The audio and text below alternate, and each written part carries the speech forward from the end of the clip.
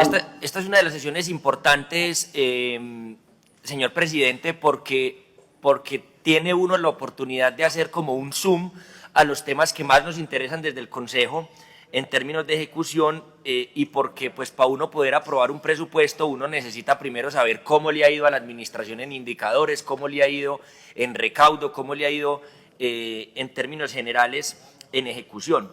Y entonces yo quisiera empezar, señor presidente, y le pido que me regale entonces los 20 minutos por la bancada del Partido Verde, haciendo un par de observaciones generales. La primera es que el presupuesto inicial aprobado del POAI, del Plan Operativo Anual de Inversiones, fue de 4.3 billones de pesos y el presupuesto ajustado fue de 5.8 billones de pesos. Es decir, tuvimos 1.5 billones de pesos más de recursos de inversión. Y esto no deja de ser, digamos,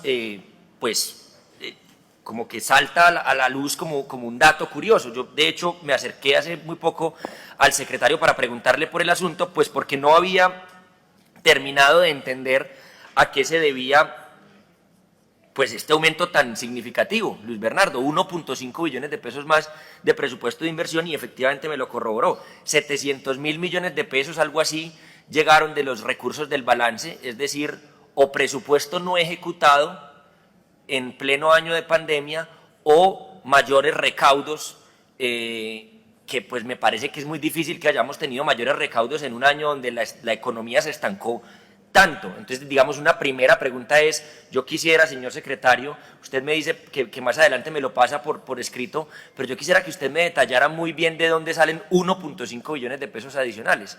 Porque pues pareciera una buena noticia, pero también creo que amerita una explicación.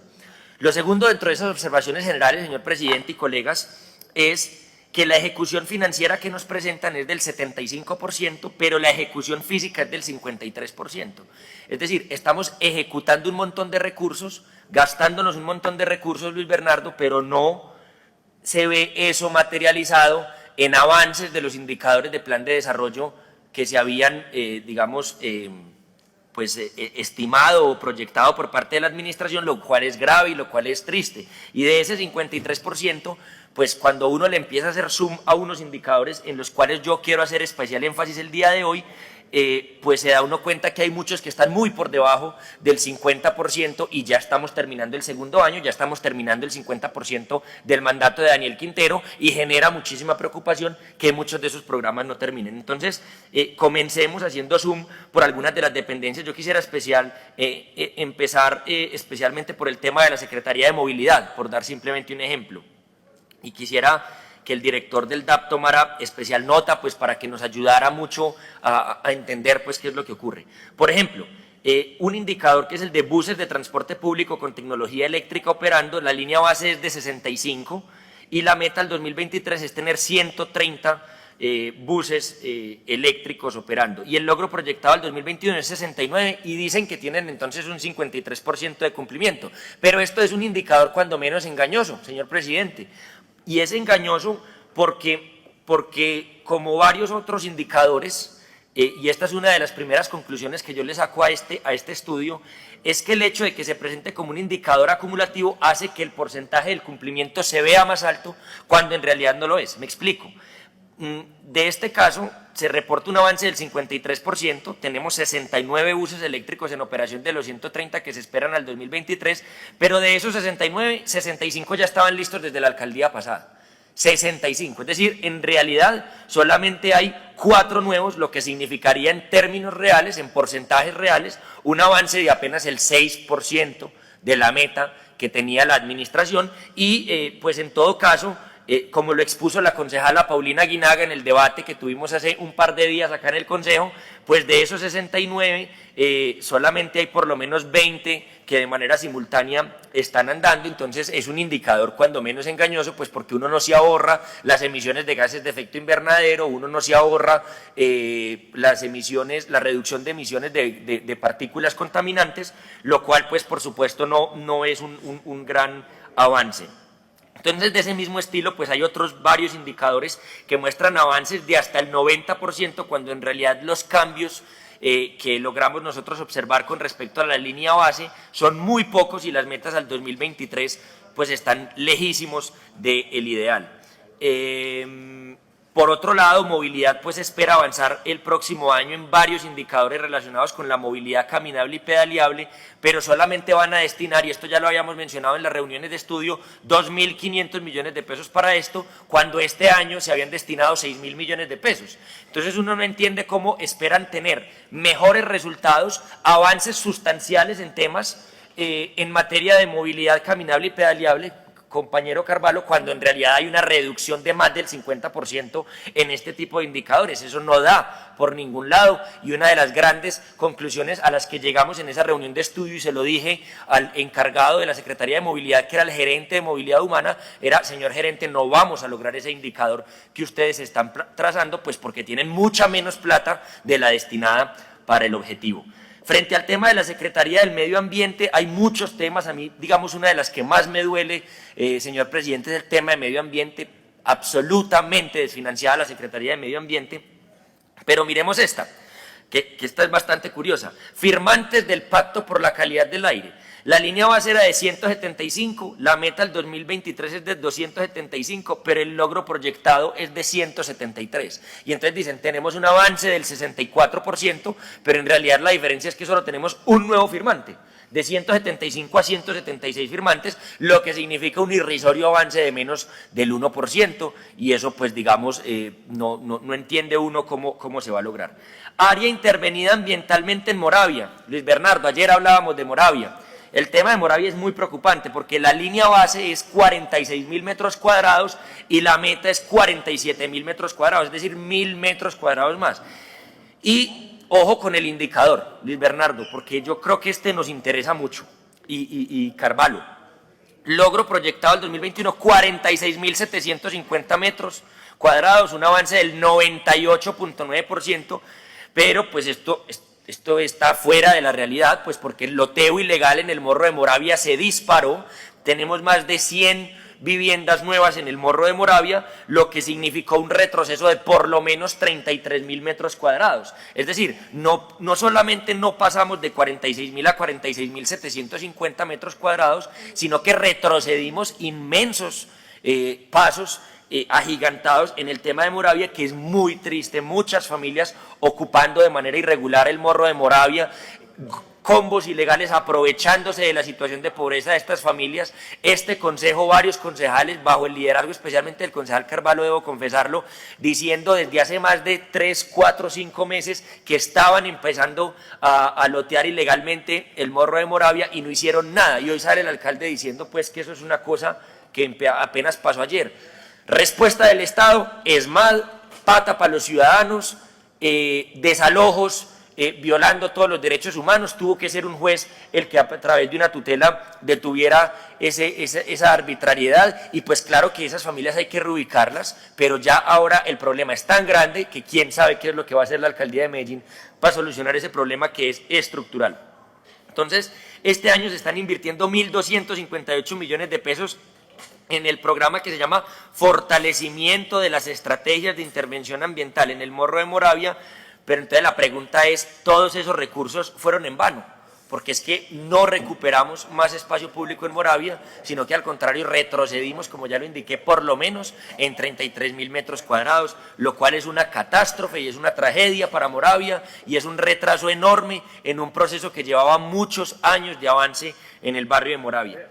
La Secretaría de Gestión y Control Territorial, siempre lo hemos dicho, el secretario Carlos Mario Montoya, campeón de ineptos dentro del gabinete del alcalde Daniel Quintero. Espacio público recuperado adecuado, línea base 6.000 metros cuadrados, meta 24.000 metros cuadrados, logro proyectado, dicen, oigan pues a esto, 62.943 metros cuadrados, es decir, una ejecución del 262%. Hágame el favor, 262%, compañeros. Cuando vemos como nunca un disparo inusitado en el loteo ilegal en la ciudad, en la zona nororiental, en La Honda, en La Cruz, por hablar solamente de Manrique, en Carpinelo, en los corregimientos, compañera Dora Saldarriaga, Santa Elena, San Cristóbal, En Robledo, parte alta, más arriba de Aures, eso ya es prácticamente San Cristóbal. En el Morro de Moravia, ¿cómo me van a decir aquí? ¿Cómo nos van a decir aquí que tienen un cumplimiento del 262% cuando la realidad es que hoy el loteo ilegal es tal vez la segunda renta criminal más importante de las bandas de Medellín? Eso es una mentira, eso es un pajazo mental y discúlpenme el término, pero eso no es así, eso no corresponde a la realidad y lo único que estamos viendo es un aumento impresionante en el loteo ilegal en nuestra ciudad. Pero otro indicador, parques, plazoletas y escenarios deportivos iluminados con energía solar, línea base 0, meta al 2023 3, logros proyectados al 2021 0% de ejecución. Una cosa absurda, digamos, una plata que se les entrega en un presupuesto. Concejal Sebastián, no se ve ninguna ejecución en la Secretaría de Gestión y Control Territorial, un cumplimiento terrible. Otro tema, yo no sé cuántas veces lo hemos discutido en el Consejo de Medellín, nos ha generado todo tipo de reflexiones en el Consejo, buen comienzo. El proyecto fortalecimiento, voy a hablar solamente de uno, fortalecimiento del servicio de atención integral a madres, gestantes y lactantes, que es el que recoge en gran medida a toda la modalidad familiar y que a pesar de contar, ojo con esto, con un avance de cumplimiento del 63%, ha tenido solamente una ejecución financiera del 34%.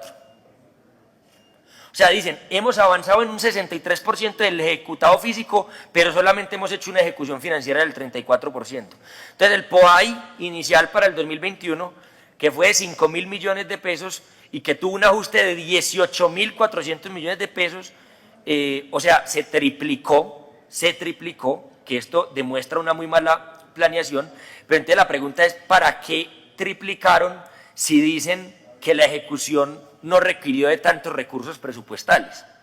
Piden un montón de plata, pero después no ejecutan esa plata y dicen que la ejecución física fue muchísimo mayor. Uno no entiende eso. O sea, eso es una cosa que yo quisiera que me explicaran, porque finalmente, y lo que sí termina viendo uno, es que esa ejecución va a unos contratistas cuestionados, como los señores de Colombia Avanza, que no tenían la idoneidad, que nunca antes habían ejecutado recursos para la primera infancia, que sacaron operadores que llevaban años, decenas de años ejecutando recursos de primera infancia en Medellín y que se lo entregan a unos que no son idóneos, que nunca habían ejecutado recursos para la primera infancia y que sí son en cambio absolutamente cuestionados por su cercanía a unos clanes politiqueros con gente condenada por parapolítica. Entonces no dice pues, no se están beneficiando a los niños y a las niñas, sino que se están beneficiando a clanes de la parapolítica. Terrible. La Secretaría de Cultura, hoy tendremos también estudio de la Secretaría de Cultura. Unos proyectos que presentan los más altos retrasos en la ejecución del cumplimiento del avance del proyecto y de la ejecución presupuestal, que no alcanzan ni siquiera el 50% de la ejecución presupuestal de avance en los criterios ya mencionados, y lo justifican con que apenas empezaron los procesos contractuales. Estamos en noviembre y apenas estaban empezando los procesos contractuales. La pregunta es, ¿será que sí vamos a alcanzar con las metas la ejecución de ese presupuesto? Yo diría que no. Algunos de los proyectos que se están quedando sin ejecutar: apoyo a las artes escénicas en infraestructura cultural, escuelas de Medellín Vive la Música, mantenimiento y dotación de equipamientos culturales, construcción de infraestructura pública cultural, implementación de estrategias de economía creativa y cultural.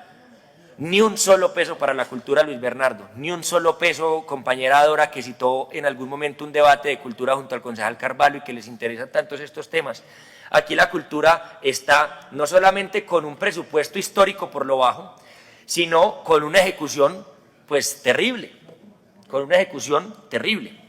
Entonces, y además de eso, unos proyectos que quedaron completamente desfinanciados, porque ojo a esto, ya lograron ejecutar todo su presupuesto, pero no han logrado siquiera llegar al 80% del cumplimiento de lo planeado. Entonces, ¿quiénes son los más afectados con todo esto?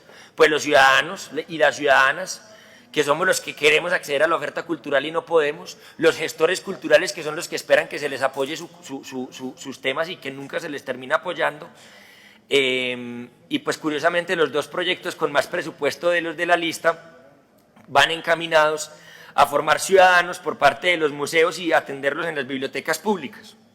Desarrollo del plan de lectura, escritura y oralidad, fortalecimiento de la Cinemateca Municipal, fortalecimiento del sistema de bibliotecas, apoyo al sistema municipal de cultura, recuperación y restauramiento del patrimonio cultural, que también se debatió aquí en el Consejo este año, implementación de estrategia de acceso para formación de públicos. Muy, pero muy mal.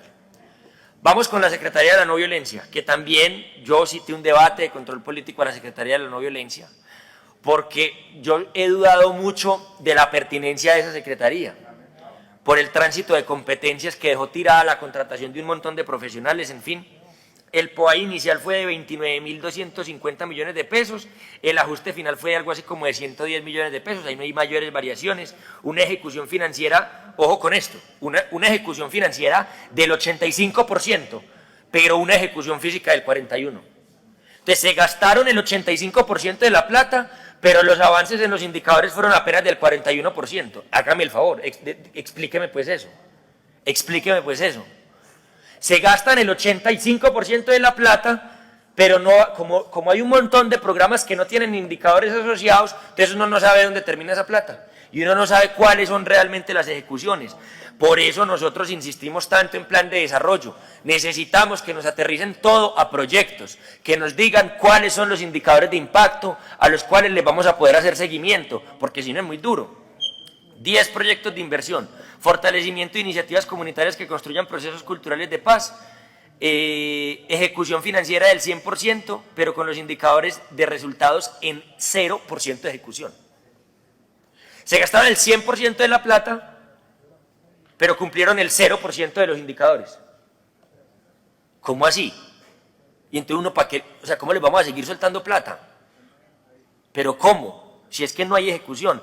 Apoyo a los procesos de resignificación de la población privada de la libertad, pospenada y en riesgo.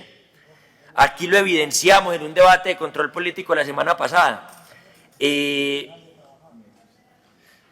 No se evidencia el impacto.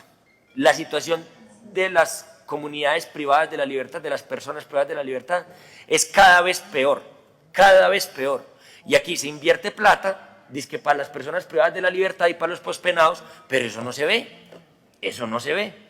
Asistencia y reparación a víctimas del conflicto armado asentadas en la ciudad, presupuesto de 12.718 millones de pesos, ejecución financiera del 86%, 6 indicadores de resultados. Pero aquí yo he evidenciado también en distintos debates y en comisiones accidentales un montón de preocupaciones, sobre todo con el incremento del desplazamiento interurbano. Ya la personería levantó una alerta temprana, desplazamiento interurbano disparado en la ciudad, dificultades con los conceptos de seguridad para que las familias puedan retornar y dificultades con los subsidios de vivienda para la población víctima. Entonces a mí en general, digamos, la Secretaría de la No Violencia me sigue generando muchísimas dudas, desde su creación, porque tiene una responsabilidad de transversalizar la implementación del acuerdo de paz, pero no se logra ver materializado los puntos del acuerdo de manera articulada con otras dependencias. Es que solamente el 0.2% del presupuesto del municipio de Medellín va destinado a las víctimas del conflicto armado, y Medellín tiene 700.000 víctimas reconocidas por el Registro Único de Víctimas. Dígame, ¿cómo vamos a atender a las víctimas de manera integral? Esto lo dice la Corte Constitucional. Son familias que se encuentran en un estado de cosas inconstitucional, que nada. Entonces, dentro del POAI, 6 proyectos sin indicadores asociados, 13.481 millones de pesos que no se les puede hacer seguimiento. Improvisación absoluta de la Secretaría, improvisación, porque se creó sin estudios técnicos, porque hicieron un montón de tránsito de competencias de la Secretaría de Inclusión Social o de la Secretaría de Seguridad a la nueva Secretaría de la No Violencia, y llegaron un montón de personas a improvisar. Mientras se hacían los procesos administrativos y contractuales, se retrasó toda la ejecución. Gravísimo, gravísimo. Secretaría de Educación, la que más me preocupa sin ningún lugar a dudas, mantenimiento y adecuación de los establecimientos educativos oficiales. Entonces aquí llega la secretaria y dice, no, es que no tengo plata de la Nación dijo que no iba a cumplir. Entonces la Nación dijo que no iba a cumplir y vamos a dejar que se caigan las instituciones educativas. Alfredo, ¿cómo así? Es que caigan. O sea, la excusa de la secretaria aquí es, viene y dice, no, no tenemos plata, y aquí vienen sindicatos de maestros, estudiantes, a mostrar sus instituciones educativas caídas, cosa nunca antes vista. Por supuesto, siempre habíamos tenido problemas de infraestructura, pero en plena pandemia, sin estudiantes y nada. Y el convenio con la EDU se firmó apenas ahorita, justo cuando los estudiantes iban a poder volver a la presencialidad. Entonces, otro año más, los estudiantes sin poder estar en clase porque les están haciendo algunas adecuaciones. Secretaría de Inclusión Social para todos los proyectos de la canasta básica de ejecución financiera casi al 100%, pero el avance del cumplimiento de metas oscila entre el 43 y el 67%. ¿Cómo así? Entonces la renta básica se ejecutó en 100%, pero no se le entregó al 100% de las familias. Explíquenme eso pues, explíquenme. Yo no entiendo eso. ¿Cómo así que 100% de ejecución, pero cumplimiento de entre el 43 y el 67%? ¿A cuántas familias efectivamente se les entregó la renta básica? Personas beneficiadas con transferencias monetarias condicionadas al sol de hoy que no han sido beneficiadas y vienen y dicen es que las personas que están aplicando no pueden acceder al recurso porque no cumplen con los requisitos. No. Es que es la Secretaría de Inclusión Social la encargada de ir al territorio y de buscar quiénes son las familias en situación de discapacidad que necesitan los recursos. ¿Cómo vamos a estar esperando aquí que las familias más pobres llenen un link de internet para que les demos la renta básica? No. Es que la inclusión social, Luis Bernardo, se supone tiene un ejército de personas que debe ir a los territorios a identificar quiénes son las que necesitan la plata. Secretaría de Juventud, alto porcentaje de ejecución en el presupuesto, pero muchos proyectos quedaron con un avance de entre el 6%. Mire esto, formación de jóvenes gestores de la sostenibilidad ambiental, 6% de ejecución física. Qué pena si me regalan 5 minuticos más. Divulgación de estéticas e identidades juveniles, 17% de ejecución física. Aportes de juventudes para transformación del territorio, 20% de ejecución física. Y tienen casi el 100% del presupuesto ejecutado. ¿Y entonces en qué se va? O sea, si ejecutan el presupuesto y no cumplen con los indicadores de resultado, entonces ¿en qué se está yendo la plata? ¿Cómo se ejecutan esos recursos? Sapiencia. Y con este termino y ya luego llego a una conclusión. Con respecto a la matrícula cero, ya se han entregado a 25.677 jóvenes estudiantes. Sin embargo, se aprecia que el porcentaje del avance en cumplimiento es del 84% y la ejecución financiera del 54%. Entonces, faltan recursos por operar. ¿A qué horas entregar? Entonces, ¿cuándo van a entregar la plata de la matrícula? Es que ya estamos en diciembre, por Dios, secretario. ¿Cuándo van a terminar de ejecutar la plata de la matrícula? Y por último, entonces, un mensaje. Yo quiero finalizar esto con un mensaje. Miren, nosotros tenemos muchísimos cuestionamientos a la administración municipal, que están apoyados por clanes politiqueros, que los apoyaron por debajo en la campaña, que tienen irregularidades en la manera en la que se financió la campaña del alcalde, por la forma turbia en la que se llevaron a cabo grandes contrataciones. Aquí mostramos la manera en la que con Metroparques acaban de hacer aquí una ponencia de cómo la inmensa mayoría de la plata se ejecuta en recursos directos, la manera en la que maltratan al consejo, la manera en la que maltratan a la prensa. Ya 4 veces se ha tenido que pronunciar la FLIP frente a Quintero o frente a la alcaldía, el clientelismo, el amiguismo, la manera en la que de forma nepotista se gobiernan en Medellín, primos que llegan a altos cargos, la manera en la que están acabando con EPM, hoy la Superintendencia de Servicios mostrando cómo incluso se está entregando agua no apta para el consumo humano en distintos municipios. O sea, pues ya estamos pareciendo casi que Electricaribe 2.0. La manera en la que han desfinanciado temas sensibles como medio ambiente, como vivienda. Entonces son muchos los cuestionamientos. Pero además de todo esto, ineptitud. O sea, una incapacidad de gestión de la alcaldía impresionante. Un incumplimiento en indicadores que es absurdo. Un avance en indicadores que deja muchas preocupaciones. Entonces yo les pregunto, colegas, compañeros y compañeras del Consejo, secretario de Hacienda, director de Planeación, ¿a qué estamos jugando? Eso no es culpa del secretario de Planeación, pero del secretario de Hacienda, pero director de Planeación. ustedes semana a semana tienen un consejo de gobierno, ustedes no están haciendo seguimiento a los indicadores. Porque es que todos los temas, especialmente los más sensibles de agenda liberal y progresista, que es con lo que se hizo elegir el alcalde Quintero, pues acabados, mal, muy mala la ejecución. Yo quedo muy preocupado con este debate, muy preocupado, porque lo que nosotros hemos estudiado, indicador por indicador, yo he estado en todas las comisiones de estudio del presupuesto del 2022, y la verdad es que aquí brilla más los escándalos de corrupción, los escándalos de politiquería, los escándalos del amiguismo y la falta de ejecución, la mala planeación de la administración. Muchas gracias, señor presidente.